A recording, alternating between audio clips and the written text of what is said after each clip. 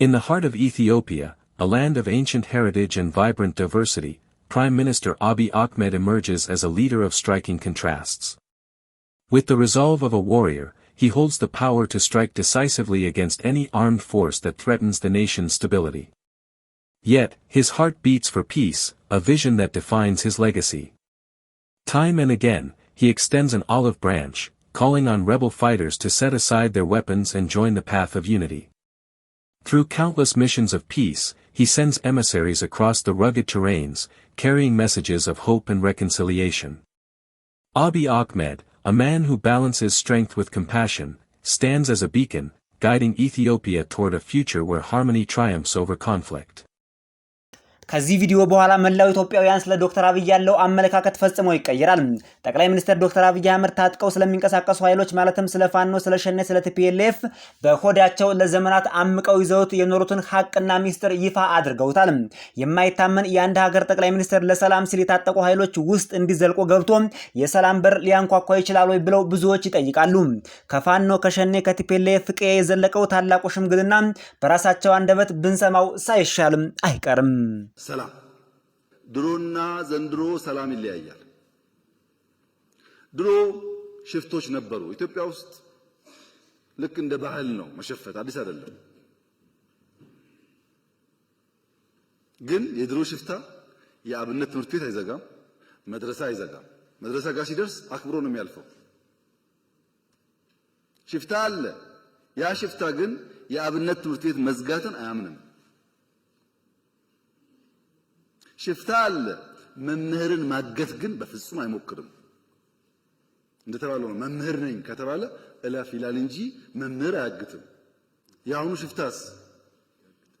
የአሁኑ ሽፍታ መምህር ማገት፣ ትምህርት መዝጋት፣ ተማሪ እንዳይማር መከልከል የትግሩ አካል ያደረገ ግን ደግሞ እታገልልሃለሁ የሚል ሆኖ መጣ። ኒው ቻሌንጅ ነው። በመንግስቱ ኃይለማርያም ጊዜ ድፍን ኤርትራ ድፍን ትግራይ ውጊያ ነበር ታውቃላችሁ። ግን ወያኔም ይሁን ደርግ ትምህርት ቤት እንዝጋ አይሉ። ሃይማኖት ተቋማት ይከበራሉ፣ ትምህርት ቤት ይከበራል፣ ሽማግሌዎች ይከበራሉ፣ የሀገር ሽማግሌ ይከበራል። ይሄ ነበር ባህሉ። አሁን እንደዛ አይደለም። ይሄ አንደኛው ችግር ነው። ሁለተኛው ችግርስ መምህራን ዩኒቨርሲቲ መኝታ ቤት በነፃ ስለሆነ፣ ምግብ በነፃ ስለሆነ፣ ኮምፒውተር ዩኒቨርሲቲ ስላለ፣ ጊዜ ስላለው ተማሪ ያን የእውቀት ማድ የሚገኝበትን ሪዝኒንግ የሚያድግበትን ተቋም ጽንፈኝነት እንዲሰራፋበት፣ ውሸት እንዲስፋፋበት፣ ስድድብ እንዲበዛበት፣ ዕውቀት ሳይሆን ቅጥፈት እንዲፈበረክ አልፈቀድንም ወይ? አልፈቀድንም። በመንግስት ኢንተርኔት፣ በመንግስት ኮምፒውተር፣ በመንግስት ቢሮ ውስጥ ቅጥፈትና ውሸት እንዲሰለጥኑ አልፈቀድንም ወይ? we have to ask ourselves። ሁለተኛ መምህር የእውቀት አባት የተከበረው የተፈራው የተወደደው ሽማግሌው አስታራቂው የእውቀት አባትነቱን ጥሎ አልሸፈተም ወይ? አልሸፈተም። መምህር ስንቱን መምህር እኮ መልሰናል። በይቅርታ የሚያስተምሩ እኮ አሉ። ገብተው ወጥተው ሞክረው ሲያቀታቸው አሉ እኮ የተመለሱ የሉም። መምህር አይሸፍትም። መምህር ሽፍታን ክላሽ አስጥሎ ብዕር ያስይዛል እንጂ ብዕር ጥሎ ክላሽ አይዝም። እናንተም ተበላሻችሁ፣ ሽፍታውም ተበላሸ። የተበላሸ ሀገር መሆኑን ማመን ያስፈልጋል። የመጀመሪያው ይሄ ነው። እንዴት እንፍታው ነው አሁን ጥያቄው። እኛ ሶስት መንገድ ነው ያሰብነው። አንደኛው ሰላም ሚኒስቴር አቋቁመን አልነበረም ድሮ። ሰላም ያስፈልገናል የሰላም ኮሚሽን ብለን በተቋም እንስራ የሰላምን ጉዳይ ብለን ከተቋሙ ባሻገርስ ቲፒኤልኤፍ ጋር ግጭት ሊጀመር ሲል እንደሚነገረው እኮ አይደለም። እኔ ያልሞቱ በህይወት ያሉ ሀብታሞች ሰብስቤ ትግራይ ሰብስቤ እባካችሁን እንዳንዋጋ፣ ትግራይ ውጊያ ይበቃታል፣ ሂዱና ለምን ነው ልቢልካቸው አሉ። ትግራይ ሸኔ አልሞቱም አሉ በህይወት ሽማግሌዎች፣ ሴትና ወንድ ወለጋ ድረስ ልከናል። ሽማግሌዎች ሸኔ አንበርክኳል አሉ በህይወት፣ ሂዱ ባካችሁ ለምን ብለን ልከናል። ፋኖ በቲቪ አይታችኋል። ሽማግሌዎች ልከን ቄስ ሳይቀር አንበርክኳል። ባካችሁ ይቅር አይጠቅምም፣ ማሸነፍ አይቻልም። በዛ መንገድ ጊዜ የምናባክነው ይቅር ብለን ሞክረናል። የሚታወቅ ፋክት ነው። አይ ሙከራ ብቻ ነው ደግሞ እንዳይባል በሰላም የሚገቡ ካሉ እጃችን ዘግተን እንቀበል ብለን ለምሳሌ የሌላውን ጊዜ ተውትና ትናንትና ከጉጂ የዛ አካባቢ ኃላፊውና ወታደሮቹ ትናንት ሰጥተዋል እጃቸው በድርድር ትናንትና በየቀኑ 70 80 ምናምን ይሰጣል ከሁሉም ክልል ቤንሻንጉል ገብተዋል፣ አፋር ገብተዋል፣ ከአማራ ብዙ ይገባሉ፣ ከኦሮሚያ ይገባሉ። ከ3 ወር በፊት ደግሞ ታውቃላችሁ እዚህ ሸዋ አካባቢ ምዕራብ ገብተዋል። ክፍት ነው። ገብተዋል ብቻ ነው እንዴ? አይደለም፣ ሹመኞች ናቸው። በኢትዮጵያ ታሪክ ተቃዋሚም ቢሆን ፋይዳ ካለው ዕውቀት ካለው ባሸንፍም አብሬ ልስራ ያለ መንግስት ነው። ከዚህ በላይ ማስተዋል ምን ከየት አመጣለሁ? አርገናል እኮ እነ ሸኔ የገቡ በቅርቡ ከዚህ ከሸዋ አሁን ኦሮሚያ አመራር እኮ ናቸው። አሁንም የሚጠቅም ነገር ያለው ሰው ከመጣ እኛ ክፍት ነን።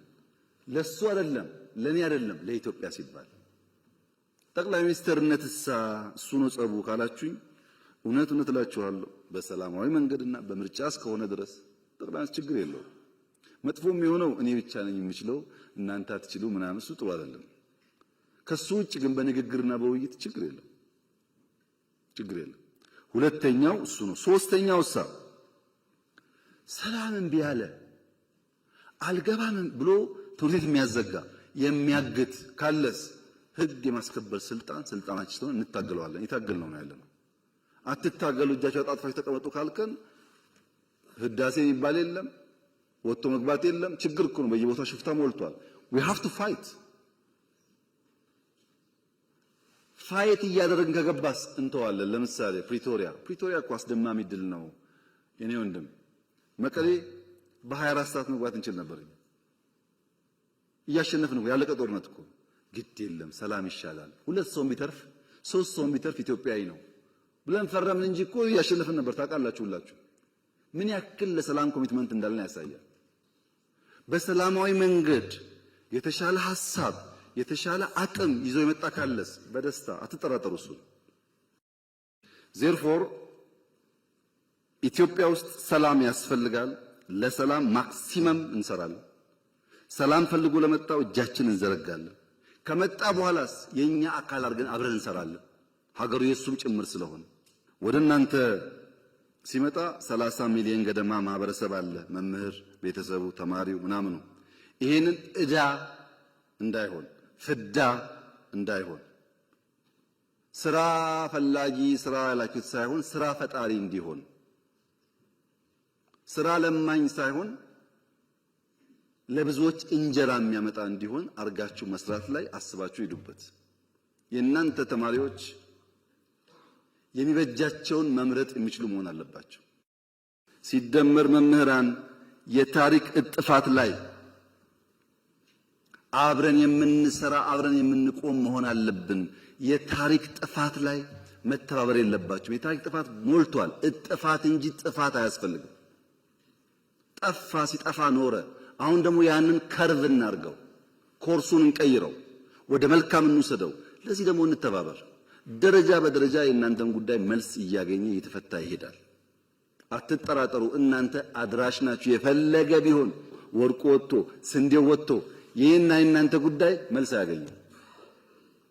ይለወጣል፣ መልስ አያገኝም። ለምን? ብዙ የመጣው ቀንበር። ልጆቻችን ግን እንዳይከተሉ እናቋርጠው። እዚህ ጋር ለዚህ ተባብረን ብንቆም ብንሰራ ኢትዮጵያ ውስጥ ተስፋ አለ። እየመጣ ያለው ጊዜ በጣም እንኳን ለእናንተ ለአፍሪካም ተስፋ የሚሆን ነው። ዘንድሮ ኢትዮጵያ ቢያንስ 10% አድጋለች። ይሄ እኔ ሳይሆን የኢንተርናሽናል ተቋማት ግምት ነው። በዚህ ቪዲዮ ያየነው የሰማነውና ያዳመጥነው ጠቅላይ ሚኒስትር ዶክተር አብይ አህመድ ምን ያህል ለሰላም ረጅም ርቀትን እንደተጓዙ ነው። ጠቅላይ ሚኒስትሩ በእያንዳንዱ የታጠቁ ኃይሎች ጓሮ፣ በእያንዳንዱ የታጠቁ ኃይሎች ምሽግና በእያንዳንዱ የታጠቁ ኃይሎች በር ሽማግሌዎችን ልከዋል። ለሰላምም ከፍተኛ ጥረት አድርገዋል። የሙጥኝ እስከ ማለት ደርሻለሁ ሲሉም ተደምጠዋል። ይህ በጠቅላይ ሚኒስትር ታሪክ የመጀመሪያው ብቻ ሳይሆን ታሪካዊም ሆኖ ተመዝግቦ ይቀጥላል። በዓለም ዙሪያ እንደዚህ አይነት ጠቅላይ ሚኒስትር ሊኖርም አይችልም ቢባልም የለምም ቢባልም ማጋነን አይሆንም። የየትኛው ሀገር መንግስት ነው የታጠቁ ኃይሎችን በሽማግሌ ቀያቸው ድረስ እየላከ የሚማጸናቸው? የለም ማለት ይቻላል። ሊኖርም አይችልም። ይህ በዜሮ የተባዛ ነው። ከጠቅላይ ሚኒስትር ዶክተር አብይ አህመድ ውጭ ለሰላም በዚህ ደረጃ ረጅም ርቀት የሚጓዝ ረጃጅም የሰላም ክንዶች ያሉት መንግስት በዓለም ላይ የለም። ይህ ማጋነን አይሆንም። ከዚህ በኋላ ነው የኢትዮጵያ አብዛኛው የህብረተሰብ ክፍል ለጠቅላይ ሚኒስትሩ ያለው አመለካከት የተቀየረው። ቲፒኤልኤፍ ካለበት የጦርነት አዙሪትና አቫዜ እንዲወጣ በሰላማዊ መንገድ እንዲታገል በሀገሪቱ አሉ የተባሉ የሃይማኖት አባቶችና ሽማግሌዎች ወደ መቀሌ እንዲያቀኑ ተደረገ። መቀሌ ከሄዱ በኋላም በቲፒኤልኤፍ በራፍ ወድቀው ጸሎት አደረጉ፣ ለመኑ፣ አለቀሱ፣ ሰላም እንዲወርድም ተማጸኑ። ይሁን እንጂ ቲፒኤልኤፍ አሻፈረኝ አለ። ሽማግሌዎቹንም አሳፍሮ መለሳቸው። በሀገሪቱ ከፍተኛ እልቂትና ስቃይ፣ ጦርነትና ውድመት ተከናወነ። ጠቅላይ ሚኒስትሩ ግን በተማጽኖ ሽማግሌዎችን ቀድመው ልከው ነበር። አይገርምም ወይ? ይህ ታዲያ አያስደንቅም ወይ? ይህ ሁኔታና ክስተት በፋኖዎች ዘንድም ተደግሟል። ለፋኖዎች ከፍተኛ የሀገሪቱ ሽማግሌዎች ተልከዋል። አሉ የተባሉ የአካባቢ ሽማግሌዎችና የሃይማኖት አባቶችም እርቅና ሰላም እንዲወርድ ከፋኖዎች ደጅ ደርሰው ነበር። ይሁን እንጂ ጥሩ ምላሽ አላገኙም። ይህ ሁኔታ በሸኔዎች ዘንድም ተደግሟል። በኦሮሞ አሉ የተባሉ አባገዳዎችና ሽማግሌዎችም ወደ ሸኔ በር በመሄድ እርቅና ሽምግልና እንዲወርድ፣ ሰላም እንዲወርድ፣ ጦርነት እንዲበቃ ጠቅላይ ሚኒስትሩ ሆን ብለው ልከው ነበር። ይህ ግን አልተሳካም። እንደዚህ አይነት ጠቅላይ ሚኒስትር የትኛው ሀገር ላይ የትኛው ምድር ላይስ ነው ያለው? ጦር ታጥቀው ጦር ሰብቀው ኑ ግጠሙን ጀግኖች ነን እያሉ የሀገር መከላከያን የሚፈታተኑ ኃይሎችን በሽማግሌና በእርቅ ለመርታት የሚሞክር ጠቅላይ ሚኒስትር ብቸኛው ያለው ኢትዮጵያ ውስጥ ነው ቢባል ይህ ማጋነን ሊሆን ይችላል ወይ? ይህስ ሀቅ አይደለም ወይ? መሬት ላይ ያለ እውነታስ አይደለም ወይ? በህዝብ ዘንድ የትኛው ኃይል ነው ትጥቁን ፈቶ ልታረቅ ብሎ መጥቶ ጠቅላይ ሚኒስትሩ ያሰረው? የለም፣ በጭራሽ ሊያደርገው አይችልም። ኦላ የሚባለው ኃይል ሰሞኑን ትጥቁን ፈቶ በሰላማዊ መንገድ ወደ ጠቅላይ ሚኒስትሩ ቢመጣ ይሄው ስልጣን ተሰጥቶት አንድ አካባቢ እያስተዳደረ ነው። እስከዚህ ድረስ ለምረት እጆቹን የሚዘረጋ ጠቅላይ ሚኒስትር፣ እስከዚህ ድረስ ለሰላምና ለፍቅር መስዋዕት የሚከፍል ጠቅላይ ሚኒስትር በዓለም ላይ አለ ወይ? ይሁን እንጂ ክንደ ብርቱ ነው፣ ክንደ ጠንካራም ነው።